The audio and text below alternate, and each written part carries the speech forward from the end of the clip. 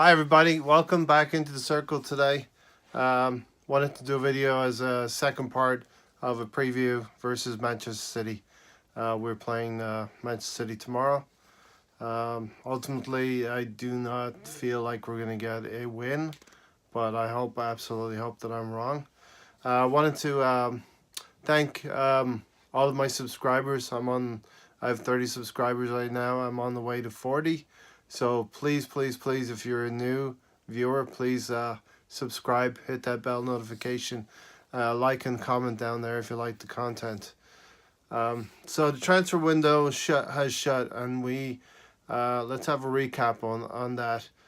We knew in the first part of the week, part of the month actually of the window, first week of the window, that we were going to be having just loans, and Emery put that out there to the world very clearly that he wasn't going to do what Arsene Wenger had done before and take all of the heat for that. You know, he said the club can only do loans, and as we knew, as we come to know, financial restrictions due to our wages. It's a long story now, but you know we can only do loans. So we left it till the last minute again, the last couple of days, but we did get Dennis Suarez in. Now let's talk about Dennis Suarez. He is a cheap £2 million loan deal from Barcelona. He is a two-footed ball carrier, so he's able to carry the ball, and I think he will play very well. Like I said before, play very well with Lacazette and Torreira in midfield, and he can interact with the ball players around the penalty area.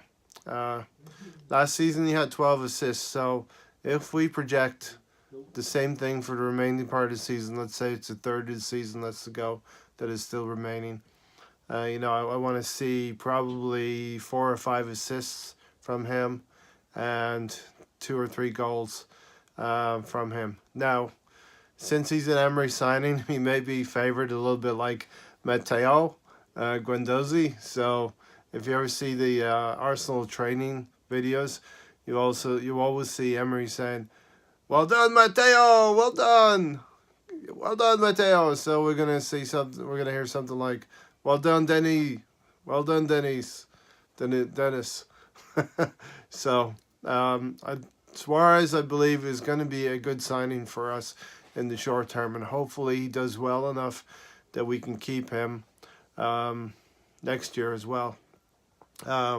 We have a lot of defensively minded midfielders, and we have forwards. So Suarez is going to knit those two lines together.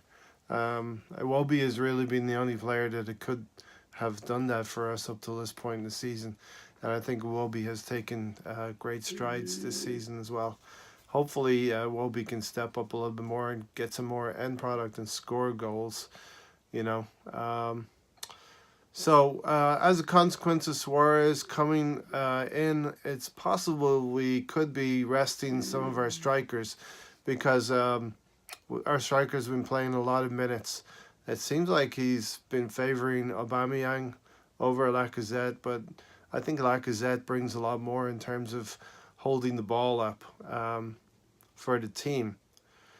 But that remains to be seen what happens. But definitely the strikers need to get a break because they cannot play that many minutes. So Suarez might help them to maintain their fitness through the next dozen games that we're going to be playing. So in that respect, I do hope that Suarez is going to help offset the goals we might lose by not playing two up front. So like I said, I hope he gets 4 or 5 assists and 2 or 3 goals. I think that's not too ambitious to expect from him. I believe Emery will probably play him a lot. Now, let me know as well in the comments below who you think that will be the casualty of this loan signing. If Suarez is going to play a lot, who's going to drop out of the team and be on the subs bench for this? But this loan has been sort of want to say risk-free kind of thing. It's a 2 million punt. If it comes off, great. If not, okay, we've only spent 2 million. I feel like with Sven leaving, that Raul Sanllehi will be the only one who's in line to get any kind of blame. So I believe they didn't really push the boat out and couldn't push the boat out too much in this transfer window. So, or else Raul would be the guy who's on the hook for any blame if we did that. So we are basically keeping our powder dry till the summertime. And I'll talk about summertime a little bit later on. So the other thing about Suarez is that he's at an age where he's got to be like hungry right now. He reached to a certain level within Spain to the point of where Barca came calling for him and wanted to get him back. I think he was on loan at Villarreal, and he had done really well in that season. But Suarez had gotten back to Barcelona and gotten really only to a point where he could only get on the fringes of the team. So his career has stalled a little bit. He's risen as far as he could to the perimeters of the Barcelona first team, and now he really needs to be hungry. So this could be a similar. I'm not going to really equate this to a Mark Overmars situation because we all know what Mark Overmars did for us in those years. But Mark Overmars was a risk when Wenger took him. So hopefully Suarez can be a similar kind of situation where we're taking a little bit of a risk on a player and he can really, really show us what he can do. And, you know, we have an option to buy in the summertime for 20 million. So, you know, and the other thing is, I say throw him in versus Manchester City tomorrow. I'm looking at Manchester City, and we're in a good position right now. We had been in top four. Now with Tottenham and Spurs, not Tottenham and Spurs, Spurs and Chelsea getting wins, we're dropped down to 5th place right now.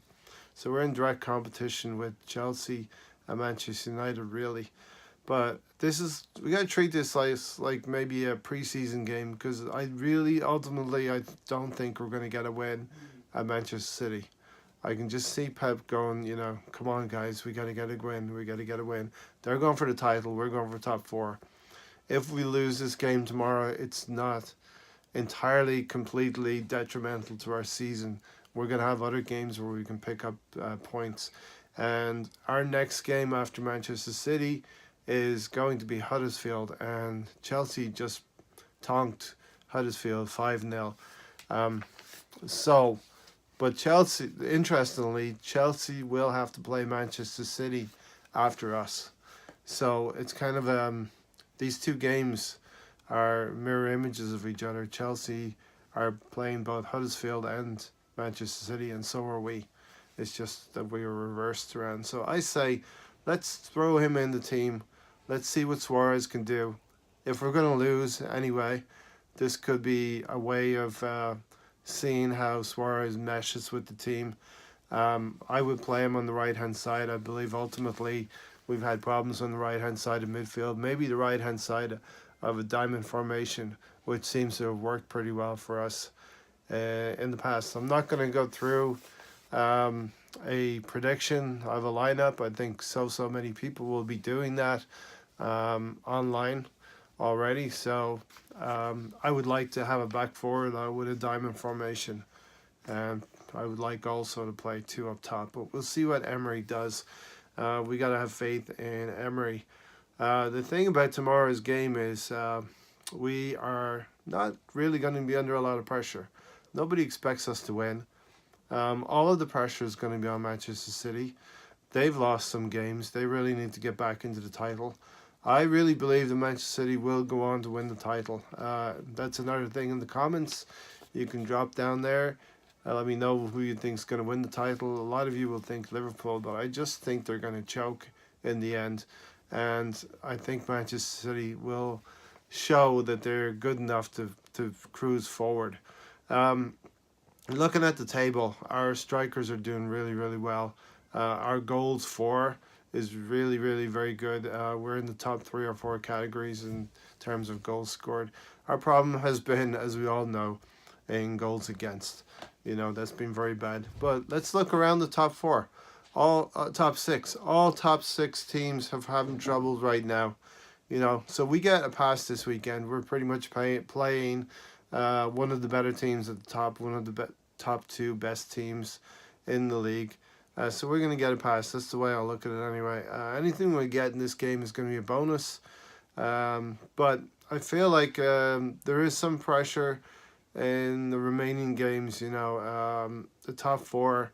And this is a problem that we've seen with Emery. We haven't really seen Emery's real identity yet, or a real side. He's working with half of a Wenger team and half of an Emery team. Now, he's just gotten another player in Suarez. Remains to be seen how many times he's going to play him through the end of the season. And I'm not really sure about Suarez's fitness, so let me know also in the comments. I'm asking you guys to leave a lot of comments. I know that. Let me know if you believe Suarez is going to start, or if you know something about his fitness, if he has played many games or not. So the other thing is that we have a lot of players are out on loan and will come back next season. Now, this is going to be vital because I'm going to move on to the next section I want to talk about in terms of the transfer window in the summertime. We have a lot of players that we're going to move out, and I came up with a list that's pretty indisputable in terms of all the players that are leaving. We know Czech's going to leave. So we're going to be in the market for a new goalkeeper in the summertime. And whether that's going to be a first or second choice goalkeeper remains to be seen. The coach is really going to decide on that one. I think Leno has done a pretty good job, but we will see about that. Defenders moving out, probably Koscielny will have to move on, and definitely Lichtsteiner will move on. So we're going to be in the market also, as we know, in the summertime for some defenders. Let me know if you think we need 1 or 2. If we can combine one signing with Socrates. Let me know how you feel about that, or if we need to go with a completely two defenders to buy in the summertime. We know Welbeck's contract is going to be ended in the summertime as well, so we'll be in the market for a winger as well. And depending on whether we get, or irrespective of whether we get top 4, we all hope to get top 4 through both, let's say, top 4 in the league and winning the Europa League. That would be really great. Depending on that, we're going to have a lot of money as well in the summertime through some shirt deals and stuff like that. So there's going to be some money swishing around, and wages are going to be freed up from these players leaving. We know Ramsey's leaving. I told you guys that very start of this transfer window. I told you guys that Ramsey was leaving, and I predicted correctly that he would be going to Juventus. So for posterity, look back at my video about Rambo. We're going to miss him when he leaves. He's a really good player. And obviously, we know that Emery is actively trying to move Ozil on. So we're going to be freeing up a lot of wages. If anybody's online wants to drop me a question, I'm just finishing up the video here. But if anyone's online dropping a question, please do so. One other point I wanted to make, and finally, and I'll stay on if there's questions, guys. I really appreciate everybody's input. We will be going live as well tomorrow after the game, Manchester City game at 2 o'clock Eastern time. I hope a lot of my subscribers can join me at that time, and we'll talk on a live chat for probably about an hour on that one. There's plenty of things to talk about, but one thing I saw on Arsenal TV's website, Richard over there does really good videos of training sessions that I talked about earlier, but he also does press conferences that Unai Emery is giving, and I saw the one yesterday. It was quite a funny part where the journalist kept asking questions and kept asking irritating questions. And I was struck by also Emery's much improved English. His English is really flowing, but there are times when he knows what the question is, but he sort of leans into his translator, and it's like the translator will tell him so he can buy himself some time. But this pesky journalist was countered by Emery when he said, you are the protagonist here. He kept on asking these questions to try to needle him, you know. So this showed Emery's getting used to the English life. He's getting used to the stadium and his surroundings, getting used to the team. He's getting used to the press conferences. And he's having a little bit of a sense of humor. Maybe a little bit irritated as well, but definitely having a sense of humor. So to finalize, I believe, and this, I would love to get something out of tomorrow's game, but I believe that we will not ultimately win that game tomorrow. We can use this game as a game to bet in. Our new loan signing, Denis Suarez, welcome to the club, Dennis. I believe that he will do some good things for us between now and the end of the season, and then it's just a matter of how well we do in terms of how we going to take up that option of paying 20 million for Denis Suarez to come to the club permanently. So the situation is Chelsea have beaten Huddersfield 5-0. It's not the end of the world, as I say. If we lose tomorrow, we will have Huddersfield to come next, and Chelsea will have Manchester City to play still. There's going to be lots of bends and turns in this race for the top four. Manchester United have a tough game tomorrow against Leicester City as well. We all see what Leicester City did to Liverpool earlier this week, and Arsenal benefited from a lot of the results in middle of the week. So definitely keep your heads, keep your chins up, Arsenal fans. We may not be in the top four after the end of this weekend, but we are coming into some calmer waters where we can pick up better points. We only will have two really difficult fixtures next month. That will be Tottenham and Manchester United. I believe we owe Manchester United a beating when they come to the Emirates, and Wembley is going to be tough against Tottenham. So let me know if you could only have one win. This is a really tough question. Coming up next month, if you could only have one win, would it be versus the scum, Tottenham, or would it be in our real race with Manchester United, where we need to beat them at the Emirates in order to separate from Manchester United for that top four spot? It's really the old enemy versus what our targets are for this season. But I'm going to get out of your guys' way right now because I have been going on for 18 minutes right now. Join me tomorrow with Gundam News, and hopefully I'm trying to organize a guest to come on as well for a live chat tomorrow. I want to give some special thanks to Deluda Gunner, who has been a great help to me over the weeks. Arsenal TV, Richard over there, Arsenal TV, Luca Quarta at Arsenal on his website. Check him out on his YouTube, and some of my regular subscribers, Noe Donis, and of course London Old School. London Old School is 12 hours on from me, so it is in the middle of his night. I don't know if he's still up, but shout out to London Old School. He's been with me from the start. Humphrey Manuel and Progressive Life, and lots of all of my other subscribers. I really do appreciate all of you. I am on the road to 40 subscribers. Please subscribe if you like this video.